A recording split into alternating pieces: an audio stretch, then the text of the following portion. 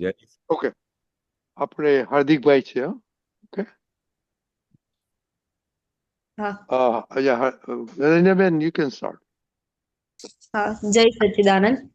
જય જગત ને લાગે જે પ્રતિકૂળ, અમોને તેજ અનુકૂળ છે. જગત ને લાગે જે પ્રતિકૂળ, અમોને તેજ અનુકૂળ છે. ઊંધા સંયોગને સવડા, સમજ્યા તેજ મહાશુર છે. જગતને લાગે જે પ્રતિકૂળ, અમોને તેજ અનુકૂળ છે. પિતરની સ્થિરતાનું માપ નથી નીકળતું અનુકૂળમાં. ચડ્યું છે પારો કે ઉતર્યો, કળાશે વિશ્વે પ્રતિકૂળમાં. સહુ સંયોગમાં મધુરપ મિલાવી જાણે તે બહાદુર. નહીતર આમ તો કડવા વચનથી જિંદગી થઈ ધૂળ. જગતને લાગે જે પ્રતિકૂળ, અમોને તેજ અનુકૂળ છે. અહંકારીની સામે કદી ઉગામો નહીં વચન હથિયાર. કશાયો છે જ્યાં સાબુત, એ લડશે ના કબૂલે હાર. બધા અવતારી અનુભવથી ઘડાઈને થયા જો પૂર્ણ. વ્યવહારે મળ્યું જે માર, તે ખાઈને થયા સંપૂર્ણ. જગતને લાગે જે પ્રતિકૂળ, અમોને તેજ અનુકૂળ છે. અતિથિ રૂપ છે સંયોગ, નથી ટકતા કદી કાયમ. મહેમાનો એ જે આવે, નિમંત્રણ પત્રિકા દીધી સમ. જગતને આપે જે પ્રતિકૂળ, તપાવે એ જ તપ મૂળ છે. સીધા ઊંધાનું શુદ્ધ દર્શન, ખપાવી જ્ઞાન શુદ્ધ મૂળ છે. જગતને લાગે જે પ્રતિકૂળ, અમોને તેજ અનુકૂળ છે. ઊંધા સંયોગને સવડા, સમજ્યા તેજ મહાશુર છે. જય સચ્ચિદાનંદ. જય સચ્ચિદાનંદ. જય સચ્ચિદાનંદ. સરસ પદ શોધી કાઢ્યું. આ સમજાવજો ને આખું પદ. એમ તો સમજાય એવું છે, પણ ડીપલી હજી સમજાતું નથી. અચ્છા, આ ગજબનું પદ છે. અમે ખૂબ ગાતા હતા દાદાની હાજરીમાં. દાદા શું કહે છે કવિરાજ? જગતને લાગે જે પ્રતિકૂળ, આ જગતમાં જે સંયોગો આવે છે એને ડિફિકલ્ટ લાગે. કે આ જો સમજો તમારી બેનપણી આવે, જે તમને ના ગમતી હોય અને આવી જાય ઘરે, હા, તો એ પ્રતિકૂળ સંયોગો થયો. પણ એવો પ્રતિકૂળ સંયોગ આવે ને તો જ્ઞાનીઓને કેવો હોય? તો સોરી, આ હિન્દીમાં વાત કરી છે ગુજરાતીમાં ચાલશે? ગુજરાતી. ગુજરાતી. હા, તો જે કંઈ પણ પ્રતિકૂળ સંયોગો છે, પ્રતિકૂળ જે આપણે ગમતા ના હોય, ડિફિકલ્ટ હોય, કોઈ વ્યક્તિ ગમતું ના હોય, કંઈ ખાવાનું ગમતું ના હોય, એ પ્રતિકૂળ સંયોગ આવે. જ્યારે તમારે કઈ ભણવાનો ટાઈમ આવે અને તમને કે ના તું જરા મારા માટે આ લઈ આવ, એટલે પ્રતિકૂળ સંયોગ આવી ગયો કે ના ના મારે તો ભણવું છે પણ કે મારે થોડુંક જ ટાઈમ લાગશે ને તું જઈને લઈ આવ ને, એટલે પ્રતિકૂળ થઈ ગયો. પણ જ્ઞાનીઓને કેવું હોય કે ગમે તેવા પ્રતિકૂળ સંયોગ આવે ને એને અનુકૂળ હોય, કારણ કે એમાંથી દરેક વસ્તુમાંથી શું કાઢે? પોઝિટિવ કાઢે. કે આ સંયોગ આવ્યો એટલે મારો હિસાબ છે એવું પેલા મનમાં વિચાર આવે એમને, કે મારો હિસાબ હોય તો જ આવો સંયોગ આવે ને, નહીં તો શા માટે આવે? એટલે આપણું શું છે, પ્રતિકૂળ સંયોગ અમારે માટે બહુ મોટું વિટામિન છે. એ અમારે છે ને એ દરેક સંયોગને અમારે અનુકૂળ કરી લેવાનું, બહુ સુંદર રીતે એને અનુકૂળ કરવાનું, કે બહુ સારું થયું કે તમે મને આવું કર્યું, એટલે મારી હવે જ્ઞાન જાગૃતિ ઉલટી પહેલા કરતા વધી. એટલે શું કે છે, ઊંધા સંયોગને સવડા, જે કંઈ પણ ઊંધા સંયોગ આવે છે ને એને આપણે સવડા કરવા, એને સવડા સમજવા, એને સવડા સુધી લઈ જવાના. કારણ કે જ્યારે ઊંધા સંયોગોને સવડા કરીશું, સવડા સમજીશું, ત્યારે ત્યાં બહુ મોટી શક્તિ હોય ને તો જ કરી શકે. કારણ કે આ જે વસ્તુ તમે સમજ્યા ને તે જ મહાશૂળ છે. જે ઊંધા સંયોગોને સવડા કરે એ મહાવીર, મહાવીર કહેવાય. મહાવીરની સામે કેટલા બધા ઊંધા સંયોગો આવતા હતા, પણ એને કેવી રીતે સવડા કરી દીધા, એટલે મહાવીર કહેવાય. ને બહુ ઊંધા સંયોગો આવતા હતા, બહુ બહુ બહુ બહુ ઊંધા સંયોગો આવ્યા એમની લાઈફમાં, પણ દરેક સંયોગોમાં એમને સવડા કર્યા, એને પોઝિટિવ કર્યા, એમને સમજ્યું કે મારો હિસાબ છે, મારા ઉદયકરમનો હિસાબ છે, એટલે આવો આવો સંયોગ મને આવ્યો છે. મેં ગયા ભાવમાં એમને કોઈને દુઃખ આપ્યું છે એટલે મારી સામે આ સંયોગ આવ્યો છે. એટલે એમને પોઝિટિવ કર્યા, સવડા કર્યા, એટલે એ મહાવીર થયા. એટલે આપણે મહાવીર જેવું બનવાનું છે. શું કહેવા માંગે છે?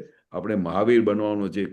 ગમે તેવા ઊંધા સંયોગો આવે જે તમને ના ગમતા હોય, એ ગમે તેવા સંજોગો આવે, તમે એને પોઝિટિવ કરો તો તમે મહાવીર જેવા થઈ જશો, દાદા ભગવાન જેવા થઈ જશો. પછી કે છે ભીતરની સ્થિર, હા શું કહો છો? બરોબર. અત્યારે બધા એમ જે કહે કે આ જન્મનું અહીંયા જ ભોગવીને જવાનું છે, એ સાચું હોય? આમ ભોગવાનું આ જન્મમાં બી આવે, આવતા ભાવમાં બી આવે. બરોબર. આ જન્મમાં તો શું છે, આપણે જે કંઈ પણ આવે છે તે ગયા જન્મનું રિઝલ્ટ છે. આપણે ગયા બરોબર. જન્મમાં જે કંઈ પણ કર્યું છે ને તે આ ભાવની રિઝલ્ટ છે. બરોબર. અને હમણાં જે તમે કરી આ જન્મમાં કરશો એની રિઝલ્ટ આવતા ભાવમાં થશે. બરોબર. બરોબર ને? એટલે આપણે બહુ અલર્ટ રહેવાનું છે. આપણે જે કંઈ પણ આપણે સ્ટેપ લઈશું ને એની રિઝલ્ટ આવતા ભાવે થવાની છે. તમે જે રીતે તમારું જીવન કાઢશો, જે રીતે તમે દાદાના જ્ઞાનમાં રહેશો, આજ્ઞામાં રહેશો, તો આવતા ભાવ તમારે મોક્ષનો રસ્તો ખુલ્લો થઈ જશે કાયમ માટેનો. એટલે દાદાએ કહ્યું ને કે જે આ મારી આજ્ઞામાં રહે છે, મારા કયા પ્રમાણે ચાલે છે, મારા આશય મુજબ ચાલે છે, તો એ બધા મહાત્માઓ એક બે અવતારમાં સીધા મોક્ષે જતા રહેશે. એનું ફળ જ આ છે. ખ્યાલ આવ્યો? હા, સમજાઈ ગયું. હા. પછી કે જે ભીતરની સ્થિરતાનું માપ નથી નીકળતું અનુકૂળમાં.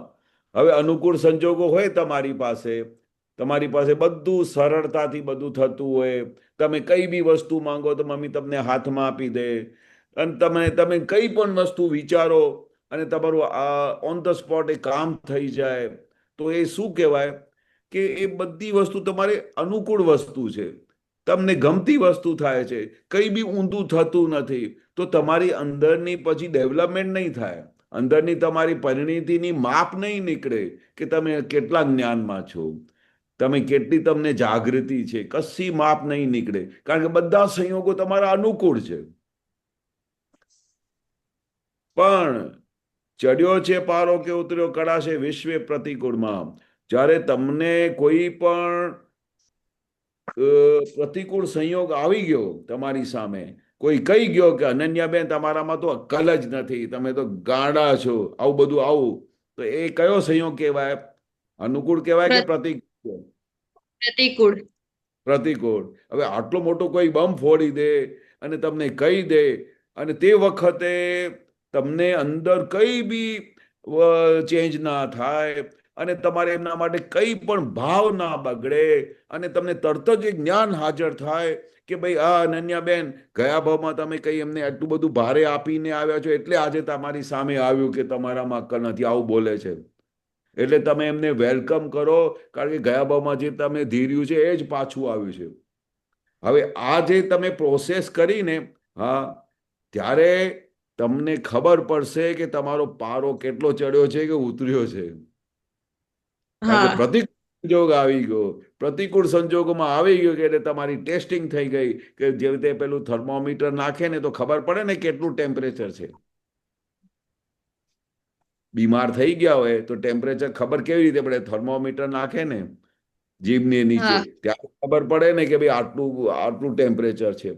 એટલે એ અત્યારે કહેવા માંગે કે ભાઈ તમારે ટેમ્પરેચર કેટલો ચડ્યો છે, ઉતર્યો છે. જ્યારે પ્રતિકૂળ સંજોગો હશે ને ત્યારે ખબર પડશે કે ભાઈ આ અનન્યાબેનને હવે આ અનુકૂળ સંજોગમાં તો બહુ સારા રહેતા હતા, પણ પ્રતિકૂળ સંજોગમાં ભાઈ એનું પેટનું પાણી હાલતું નથી અને સામેવાળાને નિર્દોષ જુએ છે, ઉલટું એમના માટે કલ્યાણની ભાવના કરે છે. અને જે કંઈ પણ ઉદય કર્મમાં આવ્યું એને વેલકમ કરીને બધું જમે કરી દીધું. એટલે આ પરીક્ષા ક્યારે થાય કે જ્યારે પ્રતિકૂળ સંયોગ આવે ત્યારે થાય, નહીં તો બિલકુલ ના થાય. અનુકૂળમાં તો બધું સારું મળે. અનુકૂળમાં તો આખો દિવસ તમારી કોઈ વખાણ કરે, અને બેન તમે કેવા સારા છો, તમે તો કહું બધું, તમે કેટલી બધી કાળજી કરો છો, તમે કેટલા બધા નોબલ છો. ભલે હો કે ના હો, બધા એવું કે તો તમને સારું લાગે કે ના લાગે? સારું લાગે. હા, એટલે અનુકૂળ સંજોગોમાં તો શું છે, બધું ગમે. પણ પ્રતિકૂળ સંજોગોમાં જે ના ગમતી વસ્તુ આવે છે તે વખતે તમારે આ જે ટેમ્પરેચર ચડ્યું છે, ઉતર્યું છે, તમારી પરીક્ષા બરોબર થાય છે. એટલે દાદા કહેતા હતા કે અમે કાયમ અનુકૂળ સંયોગોની વાત જ ન કરતા, પ્રતિકૂળ સંયોગો આવે ને તો અમારે અમને ગમે, કારણ કે અમારી પરીક્ષા થતી હતી એમાં કે અમને જ્ઞાન હવે કેટલું પાક્યું છે, કેટલું જ્ઞાન આગળ વધ્યું અમારું. એટલે જે બહાદુર કોણ છે કે દરેક સંયોગોમાં છે ને એને એ સંયોગને બેલેન્સ કરીને પોઝિટિવ કરીને આગળ વધી જાય, એ બહાદુર કહેવાય. અને દરેક સંયોગોને મધુરૂપ બનાવી દે, ડિફિકલ્ટ સંયોગો એને મધુરૂપ બનાવી દે, એ ખરો બહાદુર કહેવાય. બાકી શાનો બહાદુર કહેવાય? નહીં તો શું થાય, બીજા બધા લોકો શું કરે કે ભાઈ આમ તો કડવા છે, મીઠા આમ હોય તો એમને કડવા લાગે, અને એના દરેક સામેવાળાએ કોઈ વચન કંઈ બોલી દીધું તો એનાથી આખી જ એની જિંદગી ધૂળધાણી થઈ જાય. એટલે આ બધી કેટલી બધી વસ્તુ એમાં પડેલી છે એક એક વાક્યની અંદર, કે તમારે કેટલું પોઝિટિવ રહેવું જોઈએ લાઈફમાં, દરેક સંયોગમાં તમારે કેવી રીતે ટેકલ કરવું જોઈએ, કઈ રીતે તમારે વર્તન કરવું જોઈએ, કયા સંજોગમાં કેવી રીતે વર્તન કરવું. આ આખા પદમાં બહુ મોટી જબરજસ્ત વસ્તુ લખેલી છે. પછી કે છે અહંકારીની સામે કદી ઉગામવું નહીં વચન હથિયાર. અહંકારી માણસ હોય, આપણે ખબર હોય કે એનો નેચર જ અહંકારી છે, એને બહારથી કોઈ આવ્યો હોય કે તમારા કોઈ સંબંધમાં દૂરમાં હોય, કોઈ બીજો કોઈ હોય, તો એ અહંકારી માણસ હોય ને તો એનું જે વચન છે ને, તો એની સામે આપણે બહુ નિમ્રતા રાખવાની, બહુ પ્રેમથી વર્તન કરવાનું. નહીં તો એના અહંકારને ઠેસ પહોંચે ને તો એ તમારા માટે બધું ઊંધું બોલી દે, તમારા માટે ખોટા ભાવ કરી દે, તમારા માટે ખોટા વિચારો કરી દે, ગમે તે કરી શકે. અને આપણું ઉલટું જીવન બધું બરબાદ થાય, જીવન બધું નેગેટિવ તરફ જાય, અને એના પછી બધા પડઘા પડ્યા કરે આપણા ઉપર.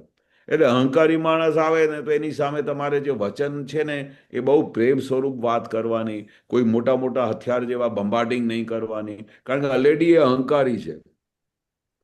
તો એની સામે તમે બહુ તમારો બિહેવિયર ચેન્જ કરી નાખો.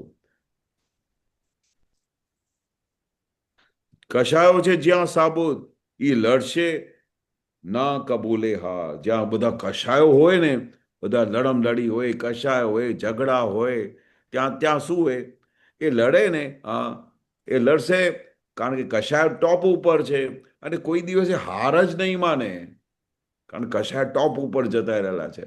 એટલે એવા બધા લોકોની સાથે કેવી રીતે વર્તન કરવું, આ એવું કવિરાજ કહેવા માંગે છે કે આવા બધા સંજોગો તો તમને રોજે મળ્યા કરવાના આજુબાજુના. તો જે જગ્યાએ આવા સંજોગો હોય ને ત્યાં આપણે લડાઈ નહીં કરવાની, આપણે હાર માનીને નીકળી જવાનું. હાર માનીને આપણે જીતી જવાનું. આપણે જીતવાનું કેવી રીતે જીતવાનું? હાર માનીને જીતવાનું. ખ્યાલ આવે છે? બરોબર. આ જેટલા બધા મોટા મોટા જ્ઞાનીઓ થઈ ગયા, એ બધા જ્ઞાનીઓ કેવી રીતે થયા? એ બધા અનુભવ કરી કરીને ઘડાઈને તે પૂર્ણ થયા.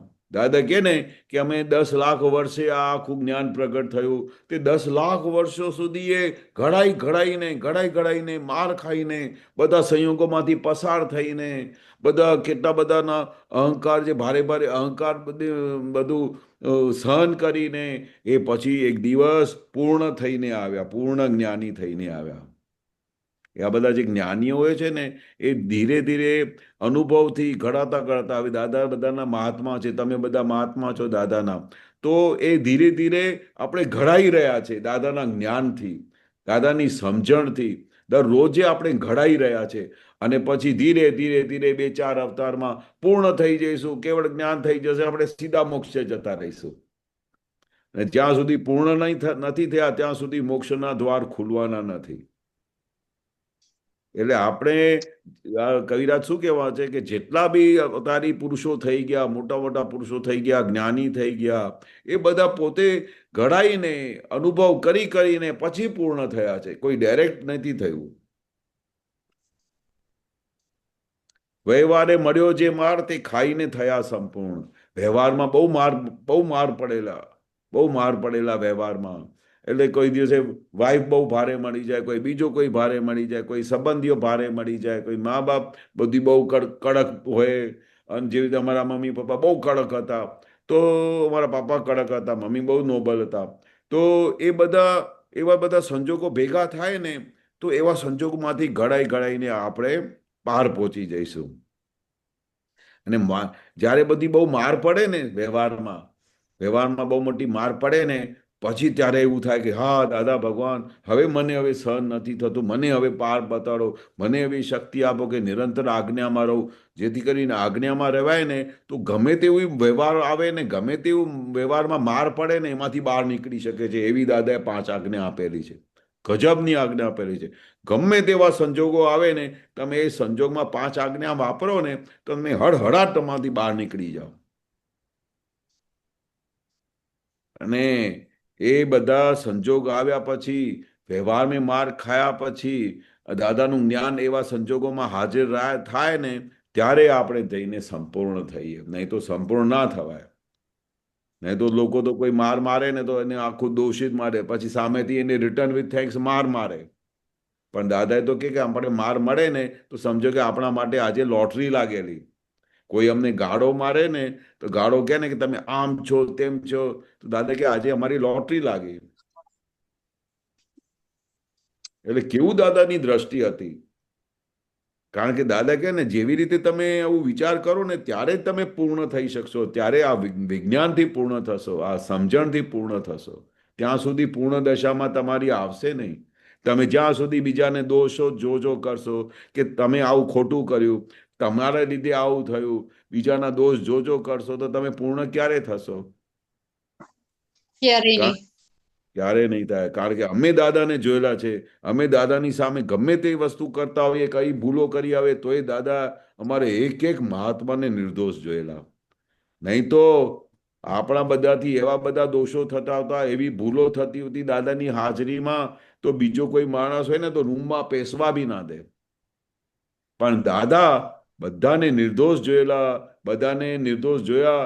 અને આવી દશામાં અમને બધાને રૂમમાં રાખ્યા, સત્સંગમાં રાખ્યા. તો આ બહુ કેટલી મોટી વસ્તુ કહેવાય. એને દાદાએ કહ્યું કે અમને કોઈ દિવસે દોષિત દેખાયું નથી. એક જીવ માત્ર અમને કોઈ દિવસે દોષિત દેખાયું નથી. અમે આખા જગતને નિર્દોષ જોયું છે. હવે આવી દ્રષ્ટિ જ્યારે અમારામાં આવે ને, ત્યારે આપણે જઈને પૂર્ણ દશામાં પહોંચીશું. ત્યાં સુધી પૂર્ણ દશા અમારી આવશે નહીં. ખ્યાલ આવ્યો? હા. પછી કે છે કે અતિથિ રૂપ છે સંયોગ. અતિથિ હોય આપણા ઘરમાં, અતિથિ આવ્યા હોય ગમે ત્યાંથી, બોમ્બેથી ગમે ત્યાંથી ફરવા આવ્યા હોય આપણા ઘરે, અતિથિ થઈને આવ્યા હોય, તો પછી એ કાયમ માટે રહી જાય છે? ના. બરોબર. હવે 10 દિવસ થઈ જાય 10 દિવસ રહ્યા પછી આપણે એમને કહીએ ને કે હજુ રોકો ને, અમને તમારી બહુ સારું લાગે છે, તમે કેટલા વખત પછી આવ્યા છો, તમે થોડો વખત રહી જાઓ ને, તો કે ના ના ના, મારું ટાઈમ થઈ ગયો, મારે જવું છે, મારા છોકરા ત્યાં રાહ જોતા હશે, આમ થશે, મારે કોલેજ જવાનું છે, કોઈ કહે છે મારે જોબ પર જવાનું છે. પણ રોકાઈ જાઓ ને 4 દિવસ તમે, પછી ના, નથિંગ ડુઈંગ, મારે જવું છે એટલે જવું છે. એટલે આપણે સમજી જવાનું અતિથિ રૂપ છે સંયોગ. જેવી રીતે આ બધા સંયોગ, જેવી રીતે અતિથિ આપણા પાસે ટીકતા નથી ને, હા, રહેતા નથી ને, કેટલું બી ફોર્સ કરીએ તોય રહેતા નથી, કેટલું બી પ્રેમ કરીએ તોય રહેતા નથી, એવી જ રીતે આ બધા સંયોગો અતિથિ રૂપે છે. કોઈ બી સંયોગ આવ્યો, આજે કોઈ ભારે સંયોગ આવ્યો, અનન્યાબેનને બહુ ફાયરિંગ આપવા આવેલો, તો અંદર ખાને એવું ફિટ થઈ જવું જોઈએ કે આ બહુ ભારે સંયોગ આવ્યો છે, નો ડાઉટ, બરોબર, તે અનન્યાબેને જમા કરી દો, કારણ કે આ સંયોગ છે ને થોડી વારમાં પૂરું થઈ જશે. પછી તમને જે ફાયરિંગ આપવા આવેલા હોય, તમે 10 મિનિટે ફાયરિંગ આપીને જતા હોય, તો તમે એમને કહો કે સાહેબ તમે થોડી વાર મને ફરીથી ફાયરિંગ આપો ને, એવું કહો તો એ શું કે હું કઈ નવરો બેઠો છું કે તારે ફાયરિંગ આપ કરું આખો દિવસ? એટલે પછી આપણે બરોબર શું છે. શું ખ્યાલ આવી ગયો? કારણ કે એ જે સંયોગ આવ્યો હતો એ અતિથિ રૂપ છે. એ સંયોગ આવ્યો એટલે થોડી વારમાં જતો રહ્યો, એટલે પછી આમાં એમાં પછી આપણે ફ્રેશ થઈ જવાનું ઓન ધ સ્પોટ, કે મારો હિસાબ હતું એટલે ફાયરિંગ આપી ગયો. કારણ કે એ સંયોગ કાયમ રહેવાનું નથી. આપણે એને હાથ જોડીને બેસાડીએ તો બી નથી રહેવાનું. એટલે શું કે આ સંયોગો જે બધા છે ને અતિથિ રૂપ છે, નથી ટકતા કદી કાયમ, કોઈ દિવસે કાયમ ટકશે જ નહીં. એટલે આપણે કેવું એવું બિંદાસ રહેવું પડે, એકદમ ગમે તેવો ભારે સંયોગ આવ્યો એને વેલકમ કર્યો, જમા કર્યો, અને પછી અંદર ખાને સેટ કરી દો કે આ સંયોગ તો ટેમ્પરરી હતું, એ તો જતું રહેવાનું છે. આપણે પોતાના સ્વમાં આવી જવાનું, આત્મામાં આવી જવાનું પાછું, કારણ કે બરોબર. સંયોગ કોઈ દિવસે ટકતા જ નથી. એ આવ્યા છે તે ફ્રેક્શન ઓફ મિનિટમાં જતા રહેશે. મહેમાનોએ જે આવે, નિમંત્રણ પત્રિકા દીધી સમ, આ આપણા ઘરમાં જે સંયોગો આવે છે તો એની મેળે જ આવે છે. તમે મહેમાનને ઘરમાં બોલાવો તો જ્યારે આમંત્રણ આપો ત્યારે આવે કે આમ જ આવી જાય ઘરે? આમંત્રણ આપો ઈ ત્યારે. આમંત્રણ આપો. એટલે આ આપણા બધા જે સંયોગો આવે છે ને, આપણે એમને આમંત્રણ આપેલું છે પહેલા, તો જ આવે, નહીં તો આવે જ નહીં. એટલે આપણે આમંત્રણ આપેલા જે સંયોગો આવે છે, એટલે આપણે અંદર ખાને સમજી જવાનું, સારા કે ખોટા, આપણે ગયા ભાવમાં આમંત્રણ આપેલું છે એમને એટલે આવે છે. વગર આમંત્રણ એક સંયોગ આવે નહીં, એક સંયોગ આવે નહીં. જગતને આપે જે પ્રતિકૂળ, તપાવે એ જ તપ મૂળ છે.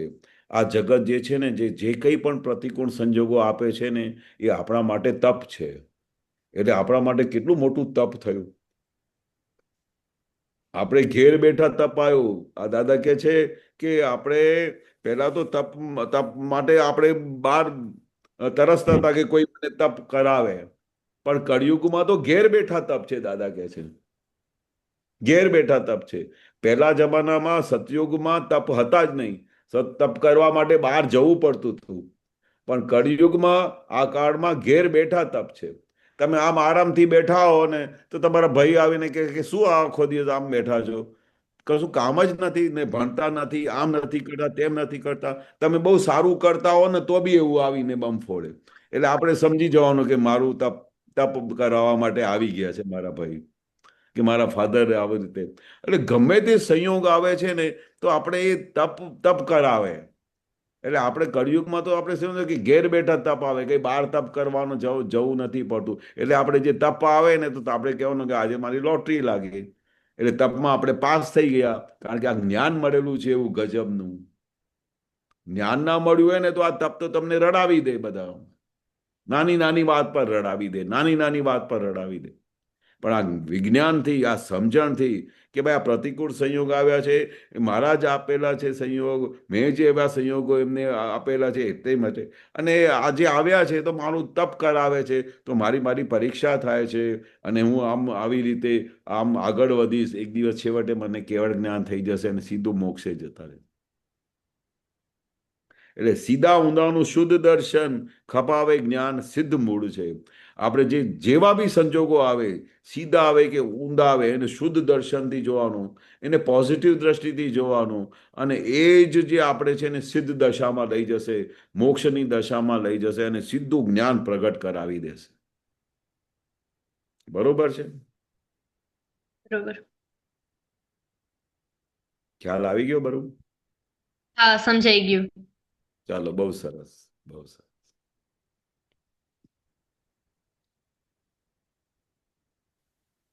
જય સચ્ચિદાનંદ.